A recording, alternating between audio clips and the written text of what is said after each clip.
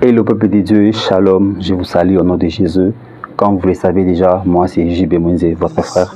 Alors aujourd'hui, je suis venu vous partager une pensée de la Bible qui se trouve dans le livre de Marc chapitre 9, le verset 33, 34, 35, 36 si vous le voulez. Alors, mais moi je prends juste la partie de Marc 35, au niveau du verset 35. La Bible dit, donc c'est une histoire où les disciples partaient avec Jésus à Capernaum et ils étaient en train de discuter en chemin. Et arrivé à la maison à Capernaum, là où ils partaient, Jésus les questionna et dit, quand nous étions en chemin, de quoi étiez-vous en train de discuter? Et la Bible dit, ils gardèrent silence. Car en route, ils étaient en train de discuter entre eux qui étaient les plus grands. Alors Jésus les appelle, il leur dit, celui qui veut devenir le premier sera le dernier de tous et esclave de tous. Alors ces versets, j'ai déjà vu plusieurs pensent que, même moi à l'époque, je pensais que quand Jésus disait ça, c'est pour dire que celui qui veut devenir avoir un grand ministère, être un grand pasteur, doit s'humilier, doit servir les autres comme on les voit. Non, je sers quelqu'un et moi je serai grand. Non, ce n'est pas ça.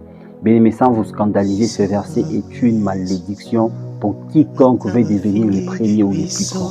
Parce que si on revient même à l'école secondaire ou primaire, lorsqu'on voulait devenir le premier de la classe, on n'était pas content de voir notre prochain avoir 10 sur 10. Notre prochain avoir 2 points plus que moi. Alors, bien-aimé, lorsque tu veux devenir le premier, donc ça veut dire que tu veux te référer aux autres. Ça veut dire que, par exemple, je vais devenir le grand pasteur. Donc tu dois faire référence à d'autres pasteurs. Si l'autre pasteur construit un méga church, donc pour toi aussi tu dois construire un méga church. Si par exemple dans une église où tu vois un frère qui chasse un démon, tu vas te dire non, comment est-ce qu'il chasse un démon? Donc il est le plus grand, je dois aussi chasser. Il y a un point que nous devons comprendre. Lorsque Jésus dit, c'est lui qui veut devenir le plus grand, sera le dernier et esclave de tous. Or, selon la Bible, moi je ne suis pas esclave de mon frère. Nous sommes tous frères. Mais Jésus dit, si quelqu'un veut devenir le plus grand parmi vous, il sera esclave. On est esclave de Jésus-Christ. Car l'apôtre Paul dit, je suis esclave et prisonnier de Jésus-Christ. Tu n'es pas prisonnier ou esclave d'une personne dans l'église. Nous sommes tous frères. Mais si tu veux devenir le plus grand, tu seras son esclave. Jésus met une malédiction pour toute personne qui voudra devenir le premier. Il dit qu'il sera esclave et le dernier de tous. J'ai entendu, les gens disent même que je suis en train de servir les hommes de Dieu, les autres, et puis moi je serai grand comme eux. Non, on ne devient pas grand serviteur parce que tu as servi les autres. Et puis, qu'est-ce que signifie grand serviteur? Les grands serviteurs n'existent pas. Donc souvent, nous, quand on dit grand serviteur, on voit un méga church, on voit la foule, on se dit non, ce pasteur est grand. Non, Dieu n'a qu'à faire avec ça. Dieu n'a rien à voir avec ça. Au grand pasteur, qui est grand pasteur? Et puis quand vous dites grand pasteur, vous basez sur quoi? Sur les critères spirituels ou bien sur les critères physiques? Déjà, c'est sur les critères physiques. Donc, ça n'a rien à voir avec Dieu. Au grand pasteur, petit pasteur, ça veut dire quoi?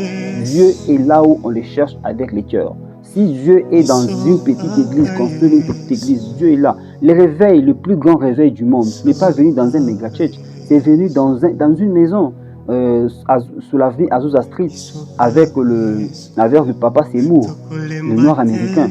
Le réveil n'est pas venu dans un méga church, le réveil est venu dans une église où on a cherché Dieu de leur cœur. Mais aujourd'hui, c'est le plus grand réveil de l'histoire, à part le réveil de la Pentecôte. Mais après ça, c'est le plus grand réveil de l'histoire. Selon l'histoire, ça a impacté 100 000 personnes. Ça a impacté 100 000 personnes. Donc, c'est le plus grand réveil du monde.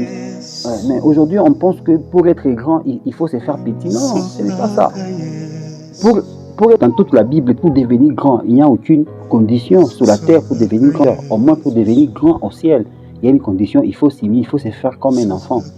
Voyez un peu. Alors, il y a la volonté humaine. Il dit, si quelqu'un veut devenir grand, c'est la volonté. Il ne dit pas que si Dieu veut te rendre grand, il faut se faire esclave. Non, il a dit, si quelqu'un veut se rendre grand, il y a la volonté humaine. Il y a le vouloir. Alors, pour cette personne, pour ces personnes, qui ont l'intention de vouloir devenir le plus grand parmi les autres. De penser que moi, c'est moi qui ai la plus grande onction, c'est moi qui ai la plus grande grâce, c'est moi qui ai la plus grande, je ne sais pas, qui enseigne mieux, qui prêche mieux. Mais c'est une malédiction que tu es en train de t'attirer. Sur cette terre, il n'y a pas un grand serviteur, il n'y a pas un petit serviteur. C'est Jésus lui-même qui rendra à chacun selon ce qu'il a fait sur cette terre.